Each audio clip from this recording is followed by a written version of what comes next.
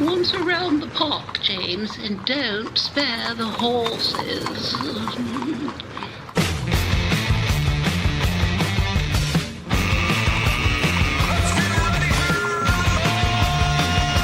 It's showtime.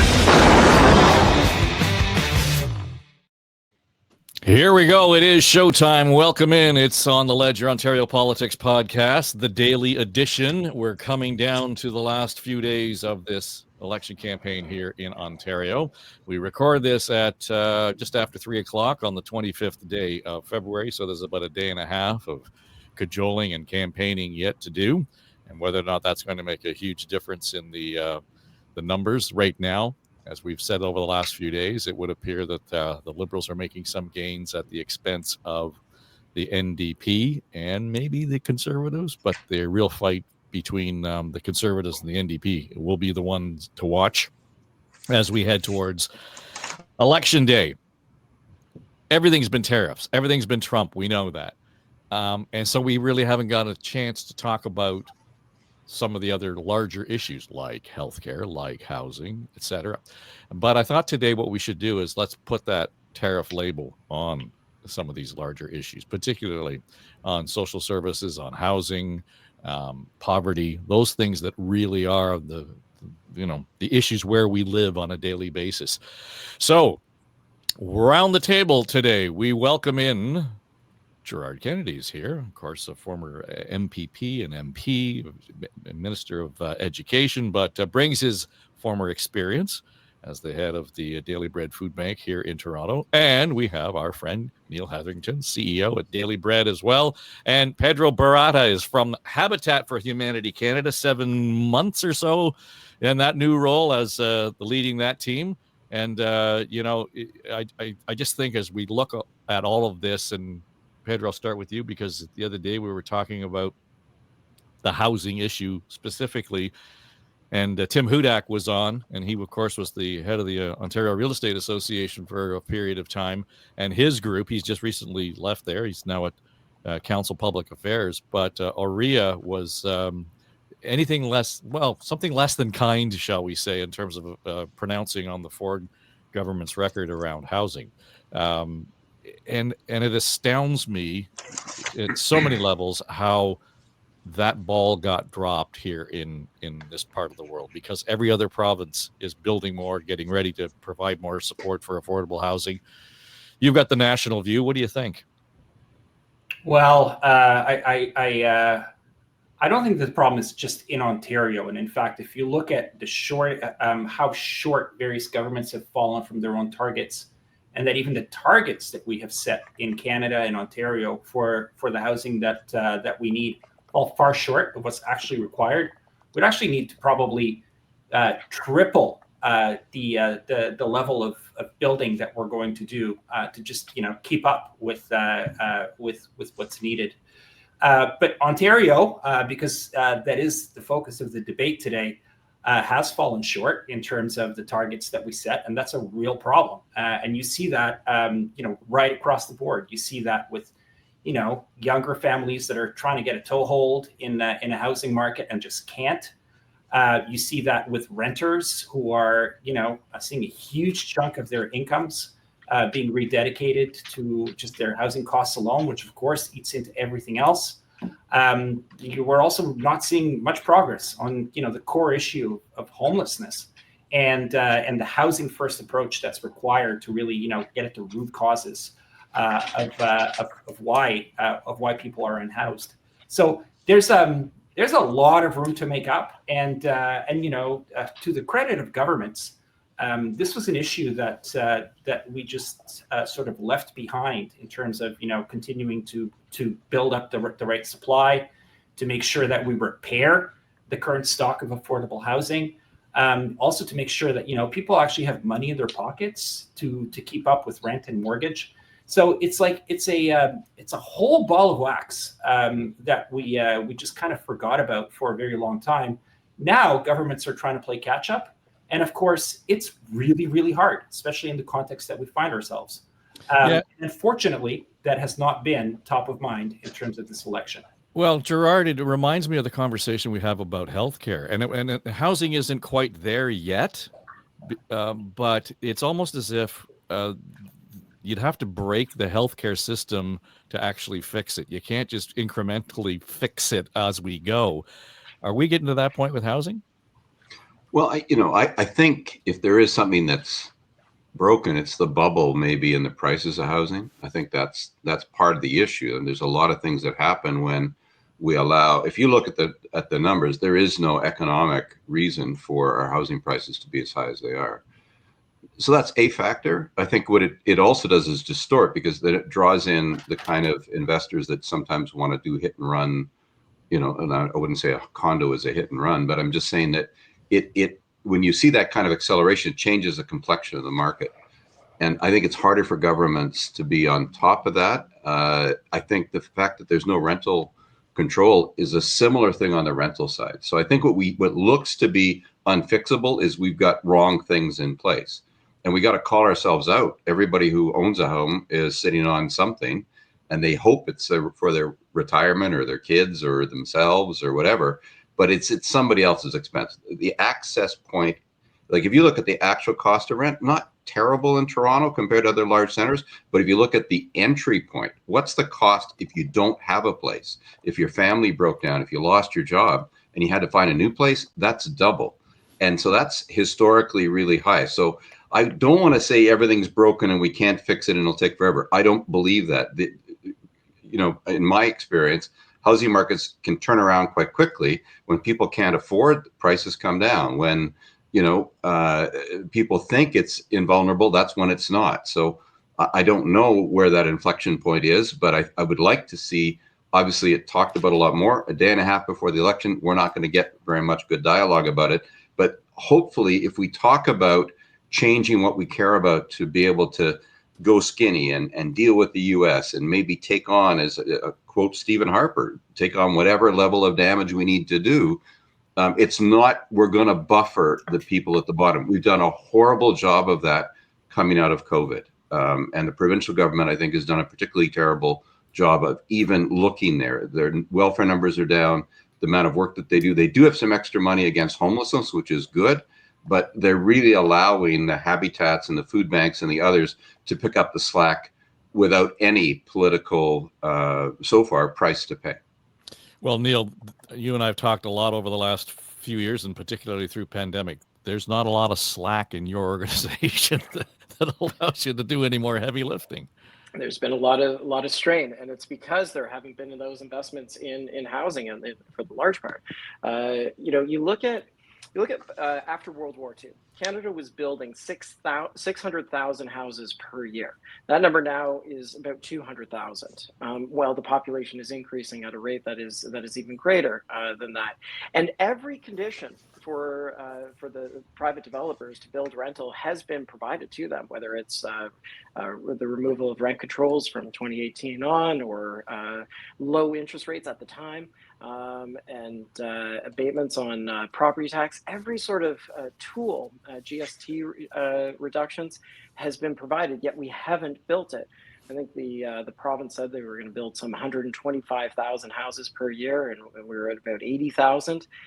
So it does require us to remove our dependence just on the private sector to have that development happen and ensure that we are building homes. And as Pedro said, repairing homes and advocating for the retention of affordable housing. And when you do that, then hopefully the lineups outside of food banks will start to decrease. We all promised one another that we would build back better after COVID, and we didn't. And I worry very, very much about the lineups that, should the tariffs come in on March 4th, it looks like they're going to, how quickly a group of individuals who don't have the resiliency, the economic resiliency, will be able to get by without having to depend on charity in order to feed their family. Well, you're in the business of affordable housing, not just the housing supply, though, Pedro. And I think we too quickly just say, well, we're just going to build more houses. Well, and it's great if you can, build more houses and somebody can make $1 million by selling it. But the affordability conversation gets diluted in a hurry. And I'm going to suggest that this happens, and not to blame anybody, but you and Neil are a victim of your own success, so to speak. And not only the willingness, but the ability to pick up the slack that Gerard has identified. At what point are you having, or any conversation with government agency, et cetera, to say, we need to be out of this business and you need to help us get out of this business? I think that's a conversation that's been pretty much front and center in terms of just the immensity of the challenge, and the need for public policy to lead the way. And of course, not-for-profits can be a part of the solution, but we can never do government's job. And I think that one of the things that governments have gotten right in if you could say that, is a real focus on how far we fell behind on just like the supply of purpose-built rental, and really putting the focus on that and inviting the private sector in to be part of the solution. It takes time. But it's an area that was just crying for attention, and that's been where a lot of the policy and a lot of the investment has gone. But what has happened as a result of that is that, from a policy-making point of view, we've taken our eye off of the other parts of the combination lock that really need to be in place for this issue to get the comprehensive solution that it requires. And I mean, great, we're really focused on purpose-built rental, but affordable home ownership is becoming worse and worse in terms of access. And in terms of homelessness, we're also not seeing the kinds of solutions that are going to get to the root causes of why people are unhoused and what we need to do to get them out of that situation. And there's also typically we don't talk enough about the relationship between incomes and housing, right? And this is a real policy, like a policy wall that we have to break down. For a number of reasons. One, because we can build housing, but that's going to take time. And in the meantime, people are struggling now, and they're going to continue to struggle. And they're going to struggle at a scale that building more supply is not going to be able to address in the next decade.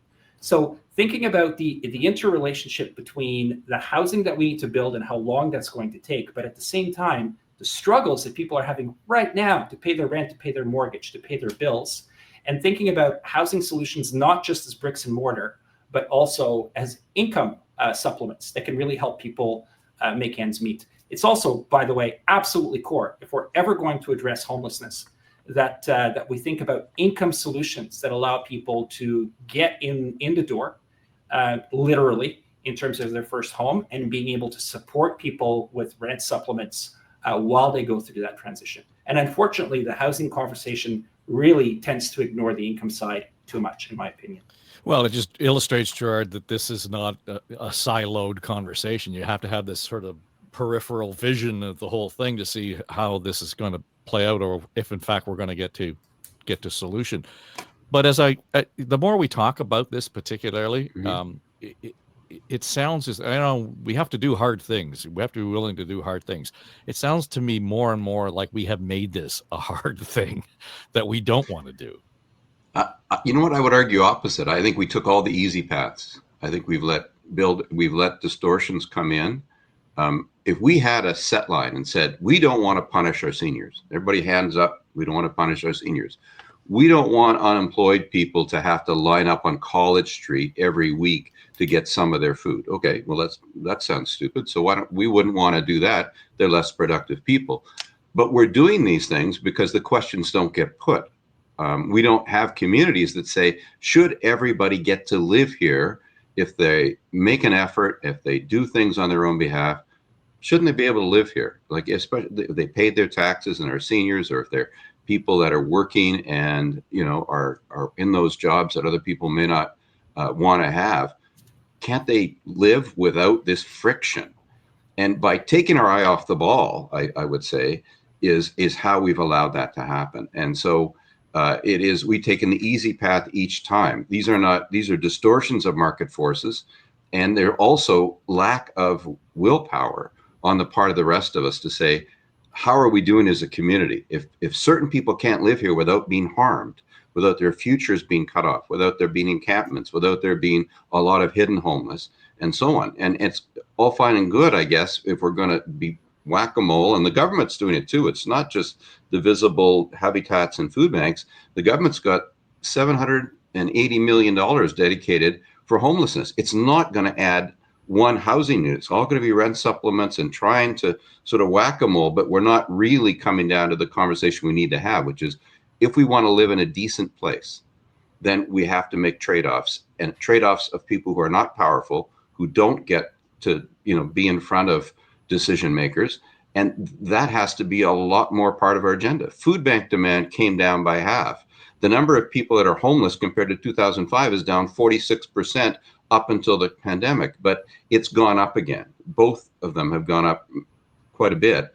But the action on the part of government and the action on the part of society, because I wouldn't say government's got to solve everything, but the action on the part of society has not really changed to the reality that we're, again, sort of back in the ditch here.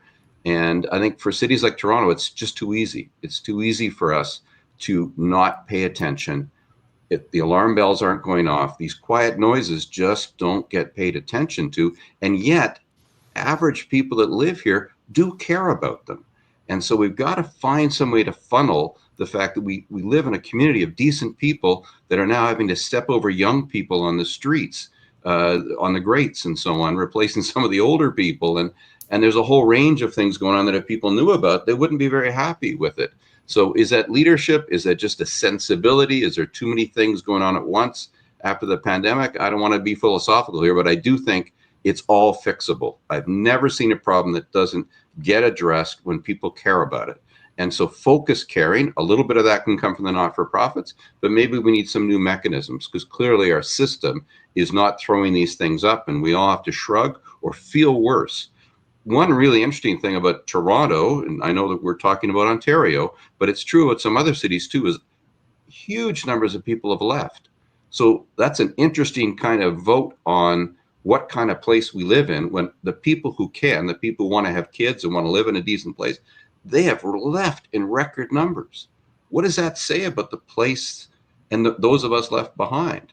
And so I think, unfortunately, this snap election, this tricky election, I think there'll be some common sense pushback on the part of people, but not enough. And so these kind of things will continue to happen. We should have had a debate about this. First pandemic election, what's not right?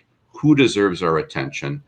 Not just the things that make us afraid, like hallway. We don't want to be in that emergency room hallway. I was there with someone not long ago. It's not a great place to be, right? And maybe you're not going to get the right care. And maybe there's going to be slippage there on behalf of someone that you really care about. That's a fear-based thing. We got to be somewhere else. We got to be community building, and people got to care. And I know they care. We got to channel that. This election isn't allowing us to do it, in a right way. Mr. Ford would pay a little bit of a price, at least for that, so we can continue to have this discussion.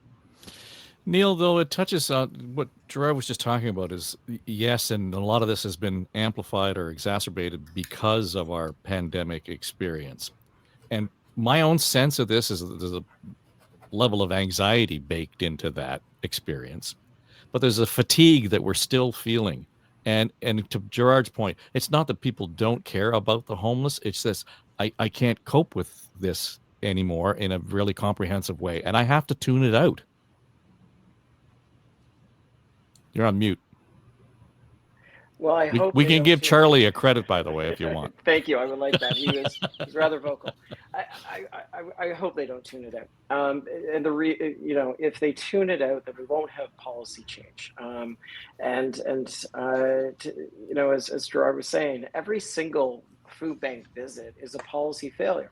And so the numbers are there, the stories are there, the lineups are there.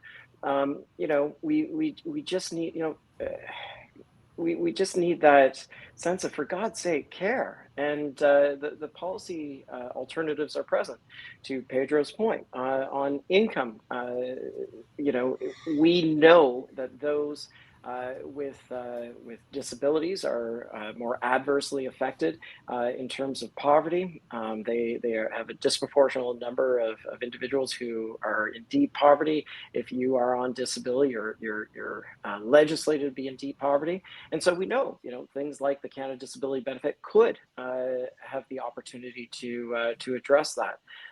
We made decisions decades ago to get out of cooperative housing nationally, and I think we're paying that price right now. But we're at that precipice where we have the opportunity to make policy decisions and changes.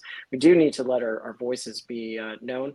The charitable sector, whether it's Habitat for Humanity, the food bank, shelters, we're not a substitute for good government policy. And then just actually maybe just touching back on the income side of things. Ford yesterday at his press conference was talking about 1 million new jobs have been created under their leadership. At the same time, we have gone from 500,000 food bank users in Ontario to 1 million food bank users in Ontario. In just a 2-year period, there's been that increase from 500,000 to 1 million. And so that speaks to the actual quality of those jobs that have been created, and the precarious employment and the lack of benefits as people cobble together 2 or 3 jobs or survive through a gig economy. And that is not allowing individuals to thrive in community. We have the choice, and I hope we make the positive ones, as Gerard said.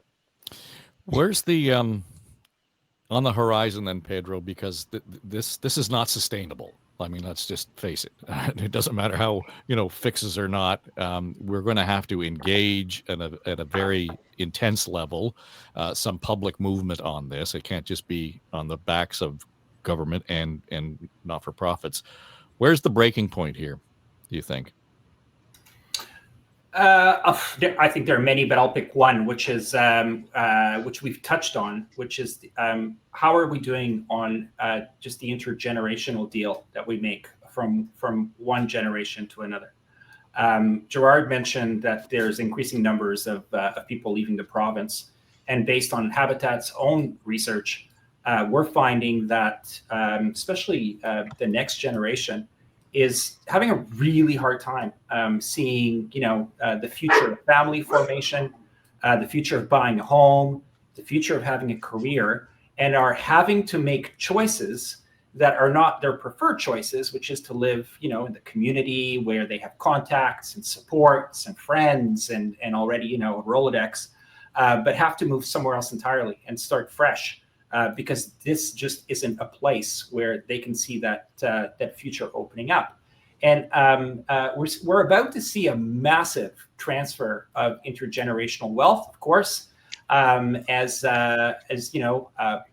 boomers pass on their properties and their money to their kids.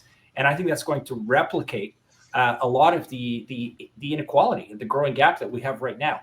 And I think that there's obviously something fundamentally not right with this notion that, if a generation works hard, if they do all the right things, then they will be able to build a good life. And for the next generation, especially, that is really falling apart. And I think that we have to look at ourselves as a society and ask, what is it that we're doing in terms of building careers, in terms of building incomes, in terms of building assets, in terms of a pathway to home ownership, in terms of delayed family formation, and what are we doing to support the next generation with everything from housing to childcare costs to child benefits. So I think that there's a reckoning that's coming, which is also tied to how we've relied on temporary immigration to fill some of our labor market gaps, which now we're trying to sort of swing the pendulum in the other direction. But that is going to put immense pressure on the next generation to figure out how to fill those labor market needs. So I think that conversation about what do we owe those who come next, and how is it that we ensure that they get an even better deal than the ones who were here before.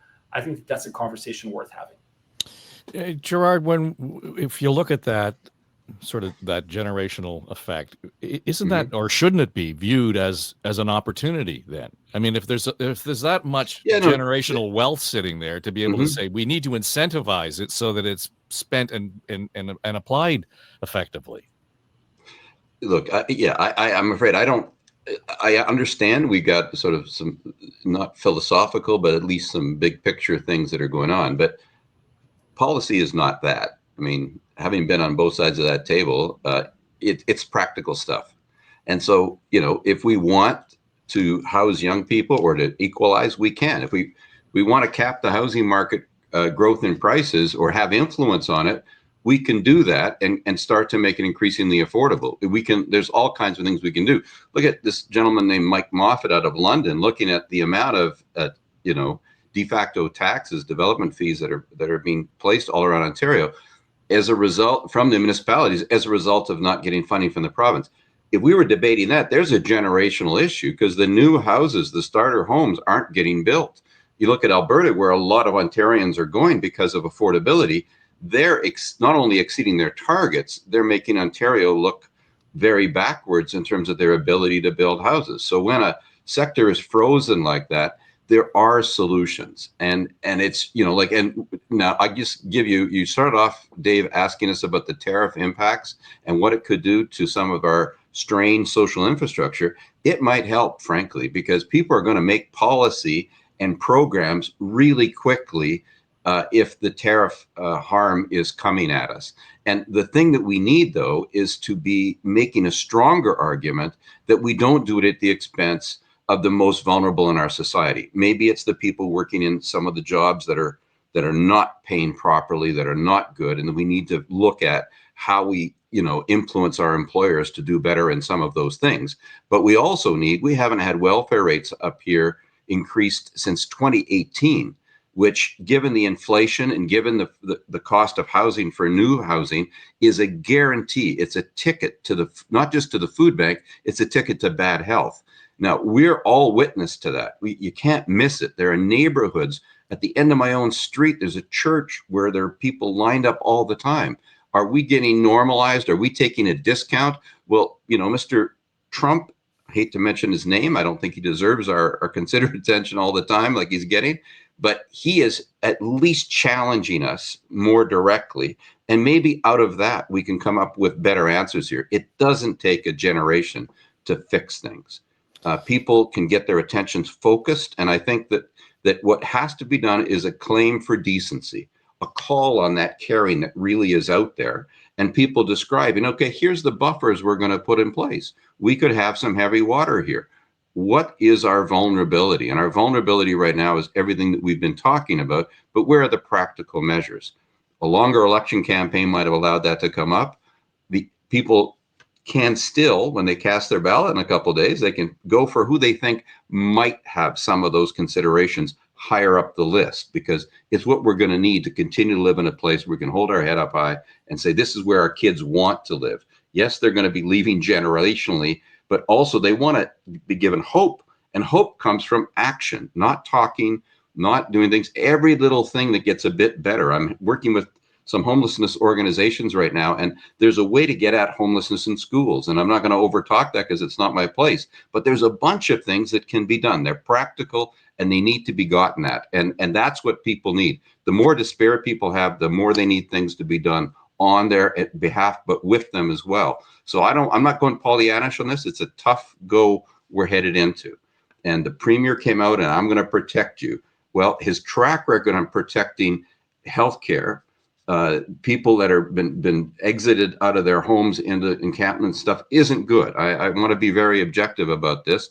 And we're not maybe going to resolve that, but hopefully that sense is going to get carried forward, because everybody's going to have to move pretty quickly in the changed economic environment that could come from jobs being shook up by tariffs. But look at people; they're determined. Go shopping, see them in the hallway, in the aisles, looking at where the products are made from. They're just looking for that leadership. They just want the practical things they can do. They don't want people to be hurt. They want us to keep what's important about Canada, and they don't want to give up the things that really matter. And they'll go a fair distance to do it. They're being underestimated right now by our politicians, but I really feel that's going to come out. It doesn't matter what government's in there. new things are going to happen. Well, part of that, Neil, is that whole issue of shopping, buy Canadian, etc. And there's been a number of pieces written lately on it, and one that I saw a couple of days ago was talking about, I went in, made the effort. It wasn't necessarily all that hard. It just took attention and time, but it added $6 or whatever to my grocery bill. And my question is, that's just a small part of the hard thing that we're going to have to do. We're all going to have to somehow pay for this. And are we willing to put $6 more into our groceries on a weekly basis, or whatever it happens to be, if that's what it's going to take? Because we're already paying a hell of a lot more for groceries than we were 6 months ago. Well, yeah, I don't think we'll necessarily have a choice about it. Sylvain Chabois talks about the fact that if you look at all the food that is grown and manufactured in Canada, it only equates to about 10% of the food that we have. It is shockingly low, the number. So that's grown and manufactured. And so we can anticipate significant financial repercussions on that front. And to your earlier point with Pedro, in terms of, are we at this breaking point? The answer is yes. The news 2 months ago that the Ottawa Food Bank was having to cut back the amount of food that they distribute by 50%. That there were layoffs last month at the Mississauga Food Bank. That there has been this dependence on the charitable sector to pick up the pieces, and for us here at the Daily Bread Food Bank, that just means that we are going to use that energy that we have to be able to advocate harder for the very straightforward policies that align with the Canadian values we espouse. That those values are going to translate into purchasing Canadian, so that hopefully we start to bring our manufacturing back. It saddens me that our Daily Bread is right beside, or was right beside, the Campbell's Soup factory, and now if you get a Campbell's Soup, it was made in Mexico or it was made in the States. We've lost significant manufacturing in food. We're going to pay a price for it. Hopefully it's on a temporary basis if in the midterm we start to bring some manufacturing back. So maybe there's some opportunity down the road. The other opportunity, or the hopeful side, that I'll just echo again, is there will be, with the tariffs, some estimated $100 billion that will come into federal coffers, and my hope is that gets translated to decent, affordable housing. That it gets put into not just short-term measures to help Canadians immediately because they're going to need it, but in terms of long-term policy alternatives that, let's be frank, they cost money, and we need to put those investments in place. So I want to get into the cost specifically on housing vis-a-vis the tariffs, but Pedro, as has been described, and Gerard puts it so well in terms of this sense that you need to make sure that we're taking care of those who are in need of care right now.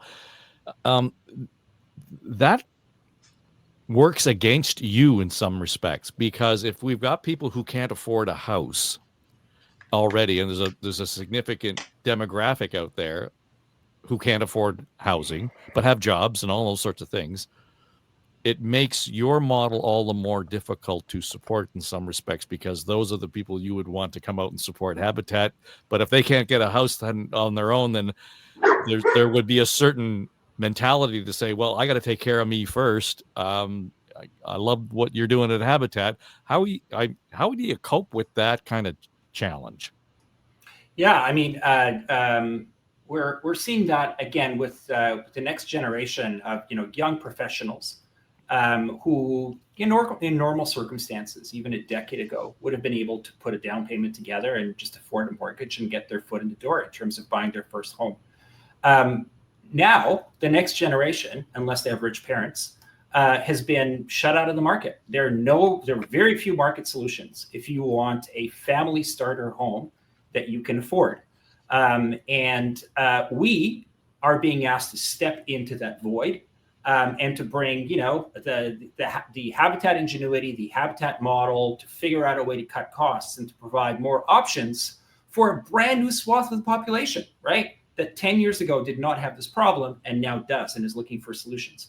Of course, that stretches, that grows our own market, if you will, in terms of people looking for homes. But of course, it puts stress on our ability to serve our core mission, right? And to serve those who need deeper affordability, right? And who are going to be really shut out unless we come up with some solutions. So if we're going to take more action on the affordability side, we have to look at practical solutions, as Gerard says. I mean, right now, taxes and fees take up 25% of new starts. That is a huge wall to climb if you're trying to build attainable or affordable housing, alongside, what's happening with the supply chain, the building costs, interest rates, just the lack of trades labor. All of that is compounded unless we start to look at, how is it that we can take action in these areas. And it's interesting that, every party, if you look at their platforms, is actually put forward a backstop plan, a plan to counter potential tariffs in the impacts on Ontarians, and has also put forward pretty significant housing plans. So those are there to be activated. We did learn from the pandemic that it is possible to act quickly with policy that backstops some of the impacts on the economy and protects people when they need that help the most. And in many ways, some of those supports really worked, right? They provided a new safety net that wasn't there before to ensure that a lot of people didn't fall through the cracks. And we saw all kinds of positive outcomes coming out of that, from like housing affordability to poverty rates actually coming down. But of course, those were short-lived. So what is it that we take from that experience in the pandemic, with all of the plans that are on paper from all the parties, to be able to backstop and make sure that we're responding to the needs of employers, of industry, of everyday Ontarians? And can we actually make the move to not just look at those as one-time investments, but as down payments for just a different way forward? What we used to call building back better, right, during the pandemic.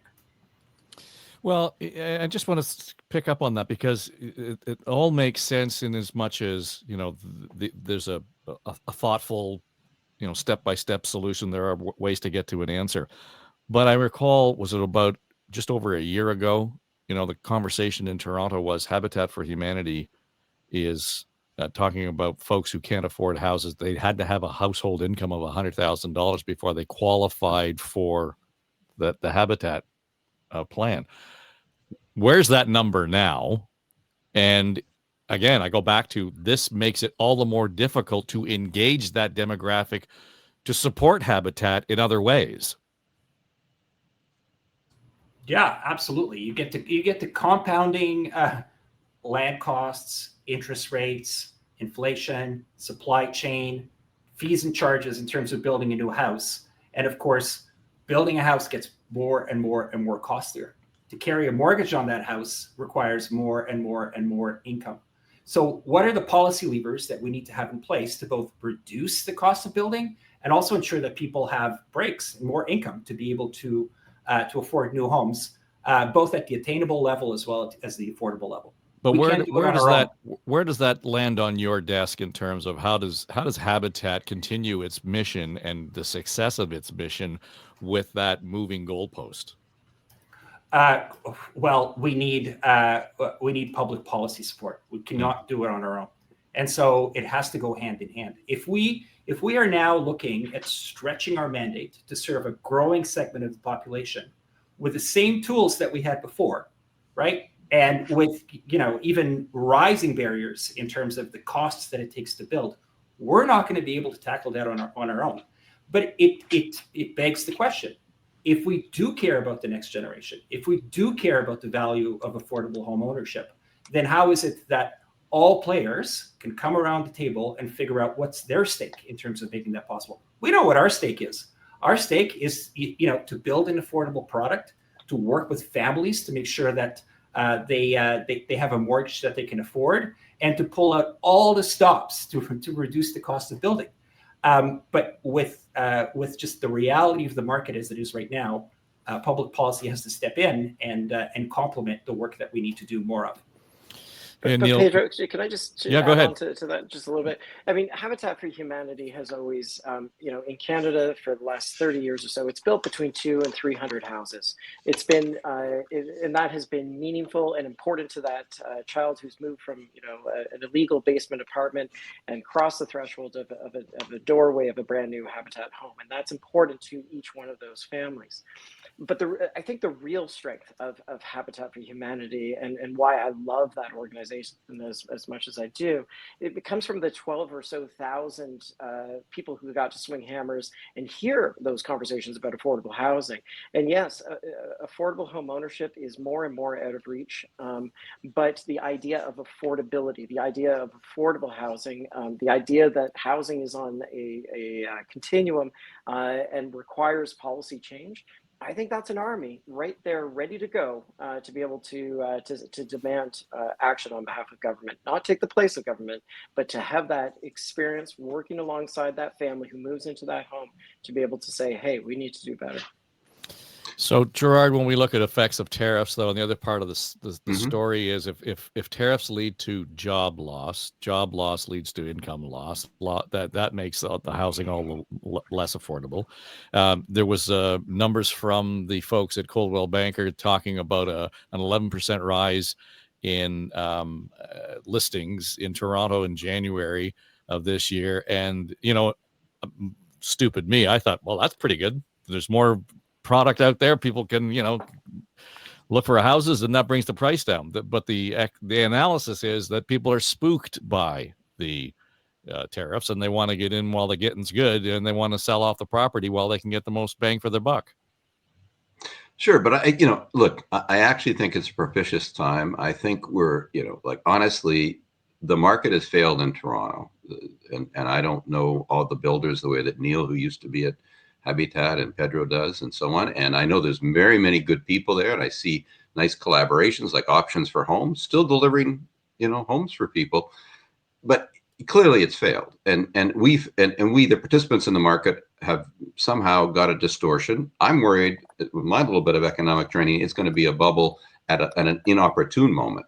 So that's what I would worry about, because that would cause what we don't want, which is people to get worried and to panic. So I think when we put on the safety valves here, where we have to buckle up for at least 4 years of idiosyncratic behavior on the part of what was our major trading partner, then I think that allows us to get creative. And I think, but the first thing I'd like to see, because I think it was your point, Dave, at the beginning, is we need to circle the wagons around the most vulnerable, and that means that we got to pay for things for them, and allow them not to become more needy, not to become excessive users of health systems and people with incredible amounts of anxiety and so on. If you see the numbers coming out of the school board for young people right now, if we go younger than the people entrant to market, there's a heck of a lot of hangover there from the pandemic. So we got to give priority to our vulnerable people in order for us to take bolder measures and to be able to do things. So I think that's part of what Habitat can do because of their intimate kind of knowledge. I think it's what the food banks can do and say, here's not a red line, but here's the compassion line. Here's the conscience of the community in terms of where we can be. And we have to go with realistic things that can be done tomorrow, not 2030, not 2050, because people live grocery bill to grocery bill. And now, because the vulnerability is wider, the other people have to know how it's going to get buffered. Their chances are going to be, if they have the health, if they have their ability to move forward, how are we going to kind of improve those things? Because I think if we can take away the fear of the people suffering the most, we're going to have more things that we can do. Because I know it's Maslowian. If we're worried about ourselves, we may not worry about our neighbor. That's not what I've seen over my career in things. I've seen that people start worrying about their neighbor until something comes and bites them. Right. And so we haven't tapped into that. Our public policy, that word gets used as if there's a magic wand. Public policy is what we want to make it. If we sit down and come up with good answers, they're going to get followed. The problem here is that we've got a market failure just red lights flashing and nobody doing anything in Toronto about this wicked increase in an undeserved increase in housing prices over the last 10 and 15 years. And it's put a distortion on everything. But and then I think, and so you have a case now for rent controls, and you have a case now for some kind of interference with the cost of housing, but only when it becomes, say, offside. So I don't have the answer right now, but I think a bunch of people in the room will have answers. I think that the tariff situation is going to force people to overcome some of their biases and stop thinking in little boxes. And I look forward to that. I've seen it happen in the past in certain times. We got a child benefit. We got, a focus on, how to deal with certain sectors when we brought on free trade. And we smoothed out things for people because that's kind of what we should be doing. And it also helps keep all the rest of us with our confidence and feeling good about things. And I'm sensing out there, Canadians are not like the pandemic saying, oh, heck, when is this going to hurt me? They're saying, what do you want me to do?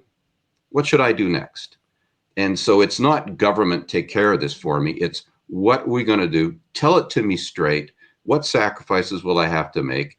And I think some of these other things that are way overdue can also come on the table now because people know we have to be acting together. If everything's fine, that's the problem part when 5% of the people are paying attention. What is the number of people? 80% of the people looking at their grocery purchase and where it's going to be coming from and where they're going to buy from. And I think that that number, Neil, there's a lot more food that we consume comes from Canada, maybe not both grown and manufactured. But the fact is we got choices. People are going to exercise them. People got to put those choices in front of people. Now, in an ideal world, we'd be debating choices we already came, and maybe some of them, Pedro, are deep in those housing platforms people have and the things that they're going to do, but they haven't been put in front of us. They haven't been put in front of the voters and say, do you like this? Vote for me. And maybe the answers aren't there, but that's what we got to push for. It's unfair, but the people who know the most, the habitats and the food banks, they got to do some of that for us. And then the rest of us have got to just, get involved because we can't have this many people living a separate society and not think it's going to have consequences. So I like the fact that this crisis could be turned into dealing with our slow crisis, the one that everybody has kind of been walking around. I think, I don't want to be optimistic for no reason. I just my feeling. And I think it will translate to action, whether we're part of it or other people are, it's going to happen. Well, Neil, talking about, don't waste a good crisis. And I would agree generally, except, I think for the most part, we wasted a good crisis in the pandemic. But moving forward, and it's only going to be the next few weeks, once we get past the federal Liberal leadership election, we're likely to be into a federal election. So this conversation will, I think, continue.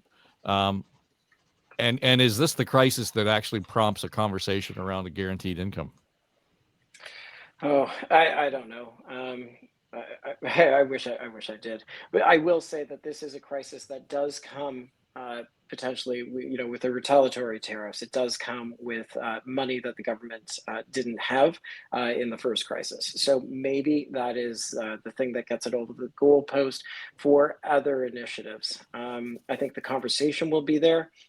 I just don't see the political will for a guaranteed income. I do think that there are some other low-hanging fruit options that people will see immediate benefit from when it comes to things like the Canada Disability Benefit, when it comes to getting the government back into building housing. These are the types of things that I think there might be short, medium, and on the housing side, the long-term interest to build back better round two. Well, maybe 1.02, something like that. I guess we found I think it's underway, guys. I really do. I think it's underway, and it's a question of people tasking their energies, focusing on what can be done in the short run. And I think it's really important that vulnerable people get represented in that conversation, looking for pie in the sky things down the road. And I'm sorry, but guaranteed income, sure, build it. Let's build it. Let's say, hey, you're working and we want you to have a livable wage. What is that? And then, hey, let's list those companies that can't afford to pay it, and then let's subsidize them. But let's recognize that's not a very viable company if they're making people, they got to pick them up as temporary labor at 5 a.m, give them no benefits, and then let them go when they become eligible. So some of this, we can make these edges kind of sharp. What does it cost to live in Toronto? That's what we've been talking about the whole time. And what should that be kept at? What can we bring it down to? What are the measures that we do step by step, starting with the worst off? And I think that's what people will respond to. They don't want, nobody believes in a solution falling out of the sky, guaranteed annual anything. We don't have anything guaranteed in our lives. And you know what? The people who are going to food banks, the people who have had a chance to chat to quite a bit lately that are homeless, they don't want guarantees. They just want to get noticed. They want to be factored in. And it's very, very important when things are changing quickly that they get factored in, that there's loud noises being made on their behalf, respectful noises, things that they would want to say. And in fact, they should be the ones saying it, but somebody has to amplify that so that it comes forward. And I just feel more optimistic about that. I think things in healthcare and so on, where you've got so many people working, are harder than how do we keep people from being hungry? How do we keep people safely housed? Who's got to be mobilized? Who's got a piece of this to be done? And how do we keep families together, for example, for young people not to sort of seek the streets? How do we do other things? Those are things that don't require money. They require attitude and a can-do kind of feeling. And I believe that that's growing in Canada right now. The pandemic put us on our butts, quite understandably. There was a lot of fear, a lot of anxiety, more people affected than we let on. Governments didn't know whether they should air all that and talk to people.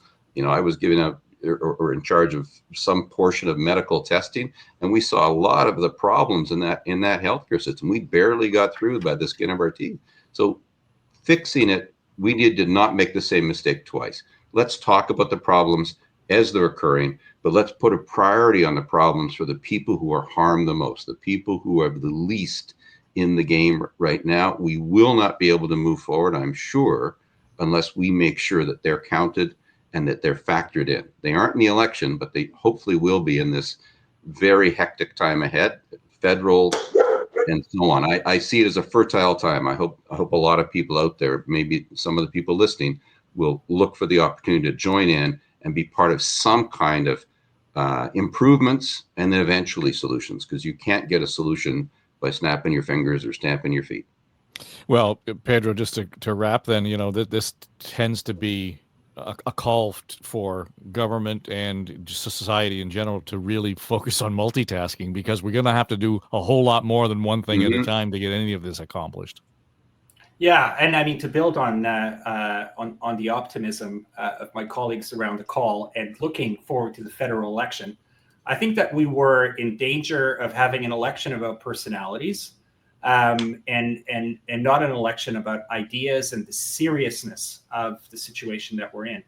And hopefully, and it looks like we are headed in that direction, the clear and present danger that we're all facing together with so many unknowns is pushing all of us to get beyond just, sort of like the veneer of the usual political game, and to really ask questions about, like, what's going on, what needs to happen, what are the responses that I can do, what is the governments need to do, what is the businesses need done, and hopefully on the heels of a provincial election, that's talked about some substantive issues to do with the tariff, the dangers of tariff and the impact on the economy and the most vulnerable.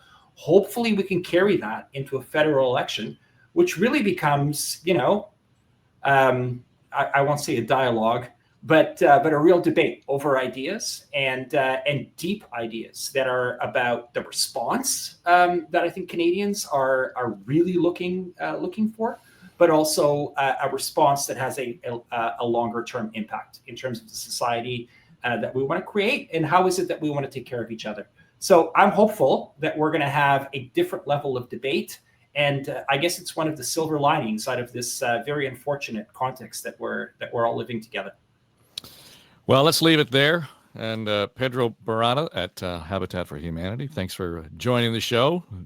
and being in here for the first time. Gerard Kennedy is with us, and Neil Hetherington from Daily Bread Food Bank. And again, if you have some thoughts on the show and you want to leave us a comment, by all means do so. You can do that in the YouTube channel, on iHeart, on Spotify, Apple, etc. But we also have the talk back button if you want to go to my website, davetrafford.com, and just fire up the button there and let us know what you think. There's all kinds of really thoughtful comment on the YouTube channel. For those of you who spend a good deal of time typing it out, feel free, jump in and leave us your comment. And for those that are suitable, we'll be happy to include them in upcoming shows. All right. Well, that will do it for us. This is the Tuesday edition of On the Ledge, your Ontario Politics podcast. It is the daily edition. We'll be here tomorrow with our cast, our comms and strategy team from Now and Next, to sit in, get their take on how the campaign has played out. And then the usual suspects around the table, Tim Hudak, Keith Leslie, and John Wright, will be with us on Thursday, Election Day, and we'll just sort of set the day up, and then we'll have a final wrap on Friday. And then I might exhale. I think that would be a good thing to do. So thanks for being here. Thanks for joining us. And again, if you've got thoughts, make sure you leave us a comment, subscribe to the show. I'm Dave Trafford. It's On the Ledge, your Ontario Politics podcast.